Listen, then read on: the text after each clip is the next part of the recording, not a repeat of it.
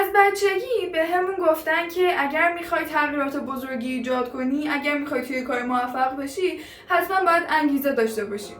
سوشال مدیا همش داره بهمون این تصویر رو نشون میده که باید انگیزه داشته باشی تا بتونی توی کار موفق بشی.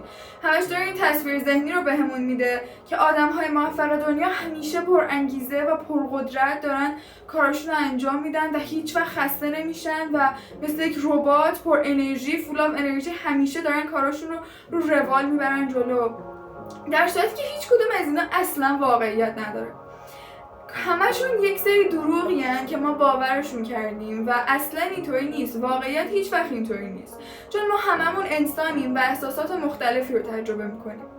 توی این ویدیو میخوام راجع به انگیزه باهات صحبت کنم و بگم که انگیزه چقدر میتونه محرک قوی باشه و در عین حال چقدر میتونه توی بعضی از موارد برای ما مشکل ساز و دردسرساز بشه.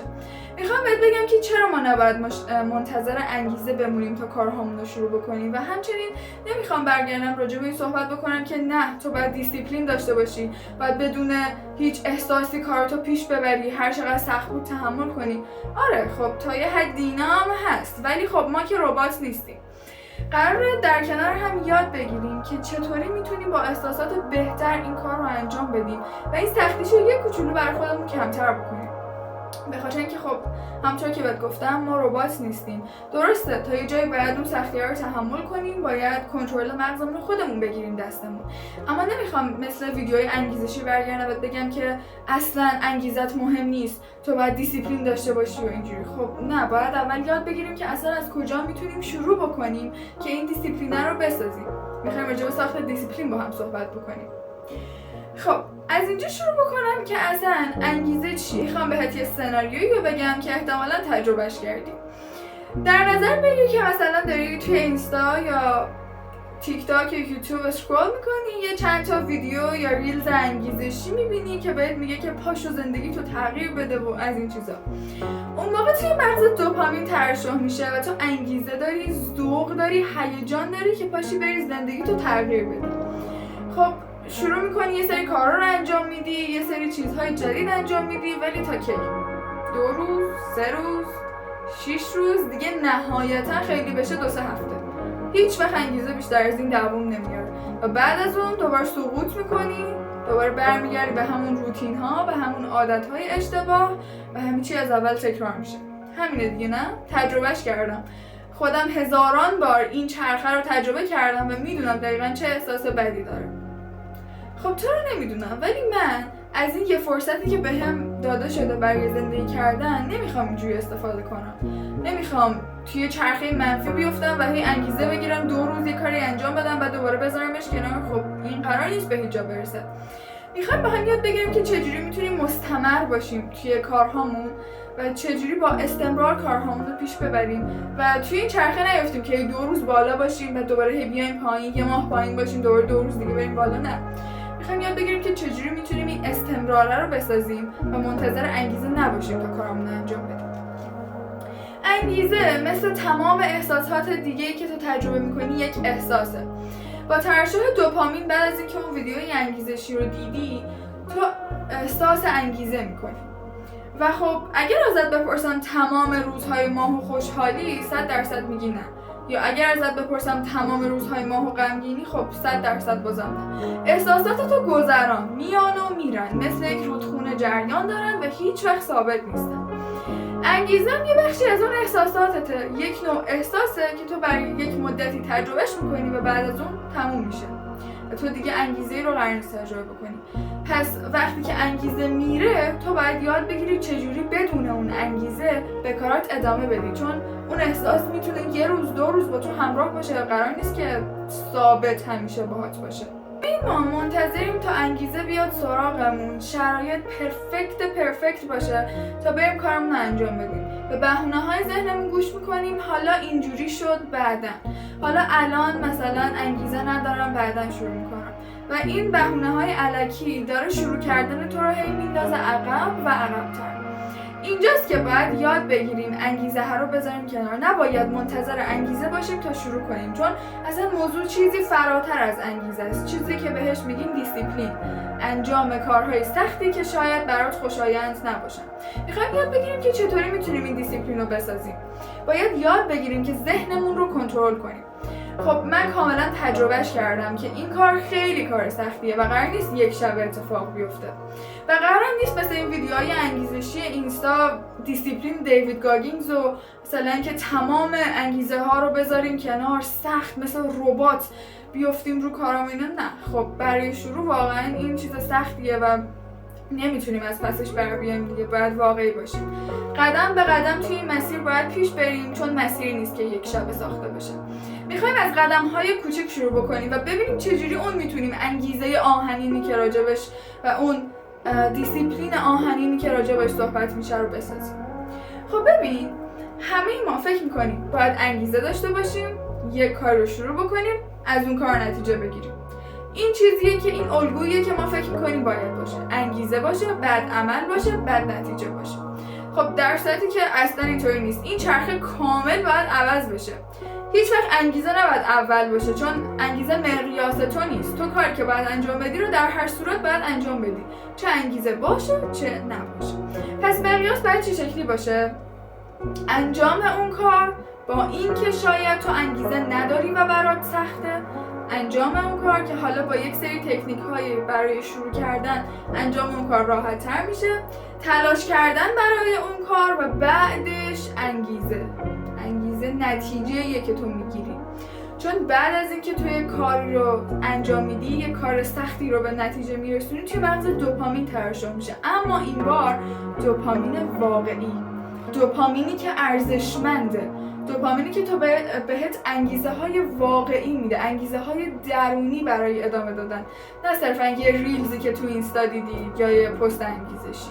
خب بهت گفتم که باید شروع کنی کارهای رو انجام بدی که دوستشون نداری، که بعد انگیزه ترشح بشه و بیفتی توی یک چرخه مثبت.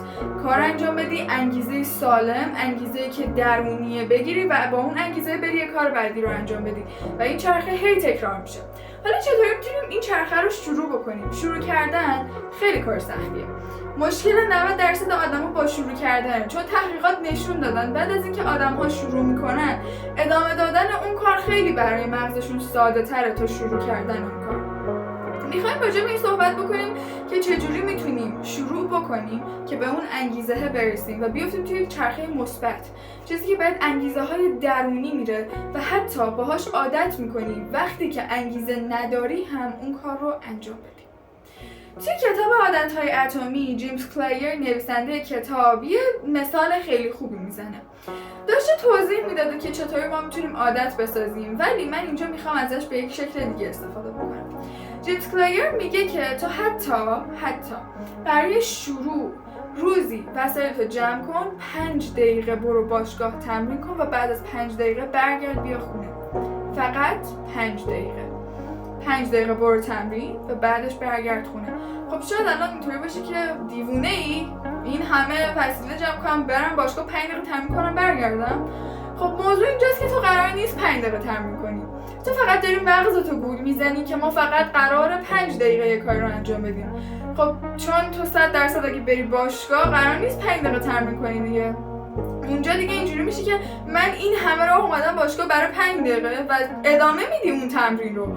شاید حتی 1 ساعت 2 ساعت تو بتونی تمرین بکنی. میدونی مشکل ما شروع کردن است.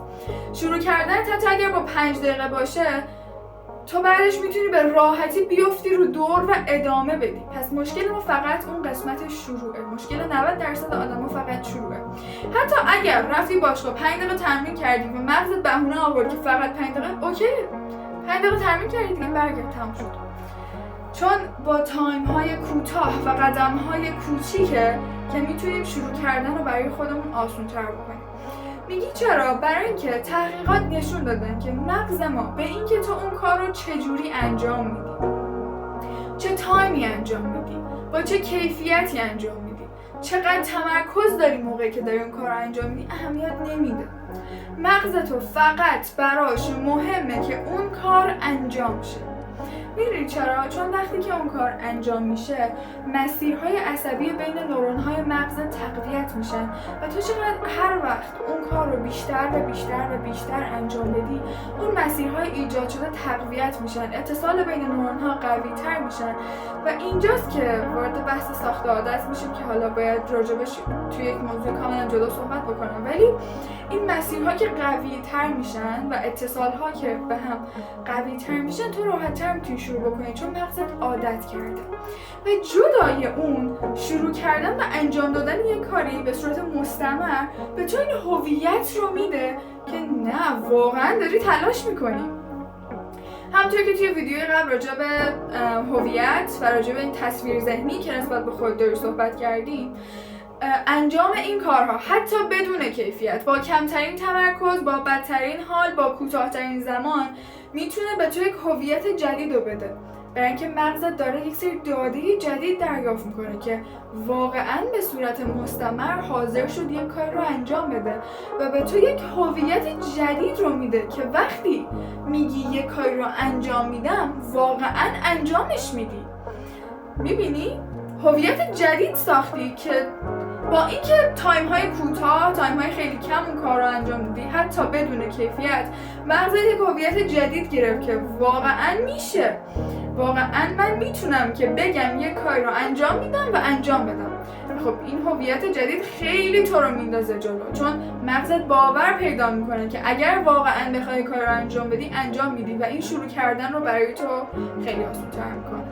حالا که راجع به هویت هم برات گفتم و فهمیدیم که چطوری میتونیم شروع بکنیم با تایم‌های خیلی کوتاه و بدون اهمیت به اینکه چقدر کیفیت داره، چقدر زمانشه، چقدر با حال خوب داریم انجامش میدیم، نه بدون توجه به اینها و کمالگرایی رو بذاریم کنار. مهم نیست چقدر پرفکت داره انجام میشه که حالا خود کمالگرایی یک بخش خیلی کاملی داره که بعد راجبش صحبت بکنیم. ولی حالا که راجب اهمیت این موضوع فهمیدی که چجوری شروع بکنی و راجب این هویت هم بهت گفتم که شروع کردن چقدر میتونه به تو هویت جدیدی بده و باعث بشه به فردی تبدیل بشی که وقتی میگی یه کار رو انجام میدی واقعا انجامش بدی، وارد بخش دیسیپلین میشی. دیسیپلین از کجا میاد؟ خب تو الان یه هویت جدید داری. وقتی یه کاری رو قراره انجام بدی انجامش میدی. مغزت باور پیدا کرد با این تایم های کوتاه و مستمر که تو یه کاری رو میتونی انجام بدی. اگر راجبش صحبت بکنی حتما انجامش میدی. اینجا وارد بخش دیسیپلین میشی. از اونجایی که با انجام مستمر اون کار باعث شدی که مسیرهای بین نورون‌ها تقویت بشه و انجام اون کار برات راحت تر بشه، پس اینجا وارد دیسیپلین شدیم. تو دیگه اونقدر منتظر انگیزه نیستی چون انجام و شروع اون کار برات آسون تره. وقتی شروع برات آسون تره اون مسیرهای عصبی تقویت شده که تو بتونی یک کار رو راحت تر شروع بکنی. خب راحت تر میری سرش و شروعش میکنی دیگه، درسته؟ و خب این شروع آسون تر بهت این اجازه رو میده که توی بخش دیسیپلین خیلی قوی تر بشی. چرا؟ چون دیگه صبح وقتی بیدار میشی اینجوری نیستی که امروز به نظرتون انگیزه دارم برم این کار، نه اینطوری نیستی دیگه. چون شروع برات آسون تر شده منتظر انگیزه دیگه نیستی دیگه، اینطوری که برم شروع کنم، امروز برنامه هم ایناست، امروز باید این کارها انجام بشه و دیگه اینطوری نیست که آیا انگیزه دارم آیا ندارم، نه، چون شروع برات آسون تر شده میتونی راحت تر بری سراغ کارهات. و یه چیزی که هست، خیلی وقتا ما احساسات خوبی نداریم، خیلی وقتا حالات خوبی رو تجربه نمی کنیم، ولی یک سری کارها رو باید جلو بیاریم، باید پیش بریم و نمیتونیم بیخیالشون بشیم. اینجاست که بحث انگیزه میاد جلو و بحث این که انگیزه رو باید بذاری کنار و دیسیپلین داشته باشی. و این دیسیپلین هم میتونه اینجوری ساخته بشه که یه کوچولوش دیگه واقعا مقاومت کردن با ذهنتونه که به بهونه‌های ذهنتون، که ذهنتون یک کارخونه بهونه سازیه، گوش ندین، بهونه‌ها رو بذارین کنار. و یک بخش سختی داره که دیگه خودتون باید سعی بکنید بهونه‌ها رو بذارید کنار و با تکنیک‌های کوچیک برای شروع کردن حتی 5 دقیقه خیلی کوتاه بشین و اون کاری که لازمه رو انجام بدید. و خب حالا که میدونی چجوری شروع بکنی و بعد از اون شروع کردن یک هویت جدید داشته باشی که توی مسیرت بهت کمک کنه با دیسیپلین بیشتری پیش بری، چون دیسیپلین بیشتر بهت کمک میکنه که خیلی راحت‌تر کارتو انجام بدی و به بهونه‌های مغزت توجه نکنی و این دیسیپلین هم با شروع کردن و ساخت یک هویت جدید کم کم به وجود میاد و کم کم یاد میگیری که چجوری به حس و حالت اونقدر توجه نکنی. اولش خیلی سخته، قرار نیست مسیر یه شبه باشه، مثل هزاران باری که گفتم مسیر طولانیه و قرار نیست یک شبه همه چی تغییر بکنه. اگر بخوام از تجربه‌های خودم برات بگم، هزاران بار توی این مسیر شکست خوردم، هزاران بار گفتم میخوام این کاری انجام بدم و انجام ندادم، ولی موضوع این نیست که با یک بار شکست خوردن بیخیال بشید، نه، دوباره پا میشید، یه بار دیگه سعی میکنید و بهتون قول میدم اگر تلاش کنید بالاخره میشه. بعد از همه اینا میخوام باهات یه صحبت واقعی داشته باشم، میخوام بدون هیچ تعارف فرودرواسی یک سری چیزها رو راست بهت بگم. خب از اول ویدیو در موردش صحبت میکنم که چطوری میتونی انگیزه رو بذاری کنار و با دیسیپلین به کارت ادامه بدی. یک سری تکنیک‌ها، یک سری راهکارها هست که تو میتونی این کار رو انجام بدی. اما خب همین تکنیک‌ها بهت کمک میکنن راحت‌تر شروع بکنی، همین تکنیک‌ها باعث میشن که تو بتونی شاید یک قدم راحت‌تر شروع بکنی. اما بچه‌ها موضوع اصلی چیز دیگه‌ایه. مسیر سختی رو انتخاب کردیم. توسعه فردی به طور کلی مسیر آسونی نیست. مسیری که انتخاب کردیم چاله چوله زیاد داره، بلندی و اینها خیلی زیاد داره و باید یاد بگیریم که چطوری اینها رو رد بکنیم. یه بخش خیلی زیادیش بستگی داره که چقدر ما میتونیم در برابر ذهنمون مقاومت بکنیم. ذهن تو کارخونه بهونه سازیه و باید یاد بگیری که چجوری این بهونه ها رو کنترل کنی و بهش اجازه ندی که تو رو کنترل بکنن. یک مبحث کاملا جدا باید راجع به ذهن آگاهی با هم صحبت بکنیم که چجوری میتونیم از ذهنمون آگاه باشیم. اما قبل از این میخوام بهت بگم که مسیر سختیه، قرار نیست خیلی آسون باشه، پس انتظار نداشته باش که خیلی سریع اوکی بشه. فقط باید کم کم یاد بگیریم که بیفتیم روی مسیر و ذهنمون رو کنترل کنیم و بهش اجازه ندیم که اون ما رو کنترل بکنه. پس شاید این تکنیک ها بتونه کمک کننده باشه، اما بیشترین چیزی که اهمیت داره اینه که تو چقدر میتونی در برابر بهونه های ذهنت مقاومت کنی. اگر تو هم از این نوع صحبت خوشت میاد، بهت پیشنهاد میکنم که عضوی از چنل من بشی تا این مسیر رو بتونیم با هم دیگه پیش بریم و من بهت اشتباهاتم، چیزایی که توی این مسیر یاد گرفتم و چیزهایی که به نظرم میتونه برات مفید باشه رو بگم و توی این مسیر کوچیکترین کمکی هم به تو بکنم.